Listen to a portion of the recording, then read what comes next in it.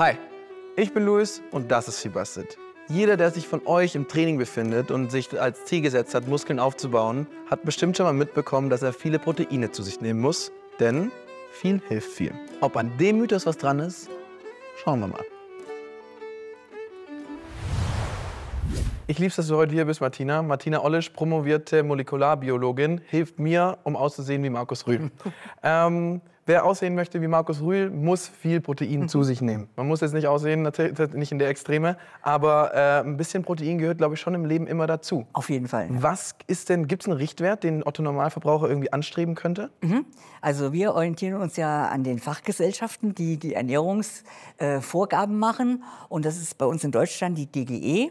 Und die sagt, dass der Normalsterbliche, der aber als Mann nur 75 Kilo wiegt, der... Was ich jetzt nicht tatsächlich genau, tue, aber... Also der normalsterbliche Nichtsportler, der braucht 0,8 Gramm Protein pro Tag pro Kilogramm Körpergewicht. Okay. Und du würdest jetzt aber der Aussage tatsächlich, glaube ich, bist es nicht so ganz gut mit der tatsächlich, oder? Ja, ich würde immer ein bisschen mehr Protein bevorzugen, weil das nicht nur Muskelaufbau macht, sondern auch sättigt. Und wir haben ja 60% Übergewichtige oder noch mehr. Und da wäre ein bisschen mehr Sättigung wahrscheinlich auch hilfreich. Ein bisschen besser auf jeden Fall. Die ganze Sache ist ja dann, geht es aber darum, dass wir Muskeln aufbauen. Sprich, wenn ich Muskeln aufbauen will, brauche ich mehr Proteine. Ja. Zum Muskelaufbau braucht man Proteinaufbau. Der Muskel besteht ja zum großen Teil aus Protein. Und da braucht man auf jeden Fall mehr Eiweiß als der Normalsterbliche, der nur auf der Couch sitzt. Gibt es da eine Nummer oder gibt es da irgendwie einen Wert, wo wir uns ein bisschen orientieren können, dass man natürlich auch weiß, okay, jetzt erfülle ich das Ziel tatsächlich auch? Also wir orientieren uns an den amerikanischen Fachgesellschaften. Die DGE ist auch besser geworden, also ich will da jetzt nichts Falsches sagen. Und die sagen, je nach Sportart und Trainingszustand würde man so 1,4 bis 2,0 Gramm pro Kilogramm Körpergewicht pro Tag empfehlen. Und wenn man auf Diät ist, also wenn man Körperfett abbauen will, dann käme noch mal ein Zuschlag dazu von 0,5 Gramm, also mehr als beim Aufbau. Wir wollen ja jetzt aufbauen und da liegt man so, je nach Ernsthaftigkeit, so bei 1,4 bis 2,0 Gramm, auch gerne mal ein bisschen näher. Ich war und bin in Mathe immer noch nicht gut auf jeden Fall. Deswegen, für mich hört sich das schon nach einer Menge an. Und da muss man ja schon seinen Tag auch ein bisschen vorplanen auf jeden Fall und auch wissen, woher man auch das Protein bekommt. Ja, da kommen wir zu Proteinquellen. Ich würde mal schätzen, dass du ungefähr 200 Gramm brauchen würdest. Das schätze ich auch so. Wenn du das sagst, dann bin ich bei dir auf jeden Fall. Aber woher kann ich denn mir das ganze Protein ziehen? Ja, also...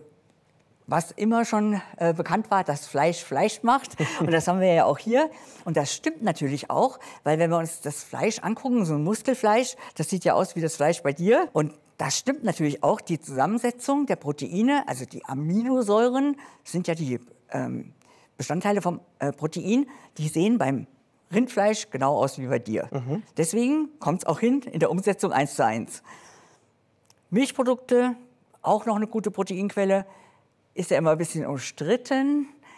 Weswegen? Weil ich habe keine Ahnung, warum. Es gibt Menschen, die sagen, dass Milchprodukte nicht in die menschliche Ernährung gehören, weil kein anderes Tier im Erwachsenenalter mehr Milchprodukte kriegt. Oh. Sage ich immer, komm, zeig mir mal dein Ernährungsprotokoll. Da streiche ich dir alles weg, was kein erwachsenes Tier mehr kriegt. Da bleibt nicht viel übrig. Aber man muss keine Milchprodukte essen, um Gottes Willen.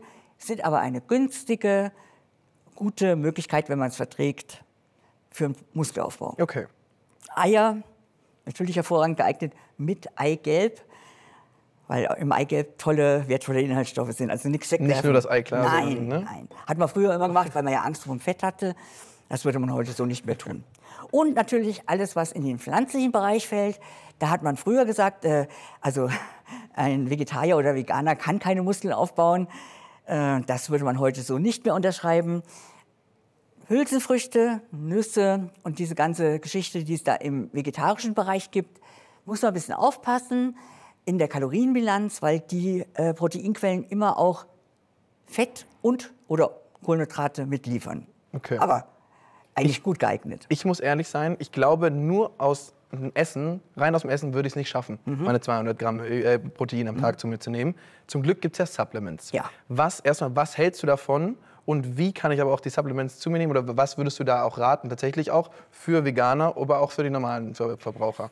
Ja, Supplements, wie der Name schon sagt, das ist halt Zusatzernährung, die kann zusätzlich zur normalen, ausgewogenen Ernährung immer vorteilhaft sein, darf aber nicht die normale Ernährung ersetzen. Also du solltest nicht morgens, mittags, abends einen Shake trinken. Ich kann nicht 4 Scoops einfach am Tag trinken und habe meinen Proteinhaushalt gedeckt. Ist das nicht der Way? Das geht nicht, ne? Den Proteinbedarf hättest du gedeckt, aber es gibt ja in Lebensmitteln noch andere Sachen. In pflanzlichen Lebensmitteln zum Beispiel sekundäre Pflanzenstoffe, es gibt im Fleisch Vitamine, es gibt im Fleisch Carnitin und Kreatin.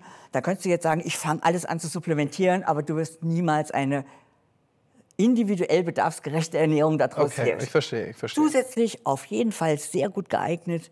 Die haben sich in den letzten Jahrzehnten ja auch extrem verbessert im Geschmack Ja, und auch in der Qualität. Ja, 100%. Und es gibt ja inzwischen auch aromafreie Sachen, also wo nichts zugesetzt ist, außer dem reinen Protein. Es gibt jede Menge pflanzliche Alternativen, vegane Proteine, die dann auch lektinfrei sind. Das sind so Zusatzstoffe, die in den normalen Lebensmitteln, in den pflanzlichen mit dabei sind, die die Verdauung ein bisschen stören können. Also da findet wirklich jeder für seinen Geschmack irgendwas. Aber wie gesagt, als Zusatz. Okay. Von der Einnahme sind wir jetzt ungefähr, da sind wir schon auf einem Nenner tatsächlich. Aber beim Essen, vom Timing her, vor dem Trainieren, nach dem Trainieren, während des Trainierens, was empfiehlst du da? Also optimal ist eine Proteinversorgung, die über mehrere Mahlzeiten am Tag verteilt ist, weil für den anabolen Effekt im Muskel, für Muskelaufbau, gibt es die Möglichkeit vom Training. Da kann man einen anabolen Effekt erzeugen und über Essen. Also wenn die Aminosäuren im Blut ansteigen.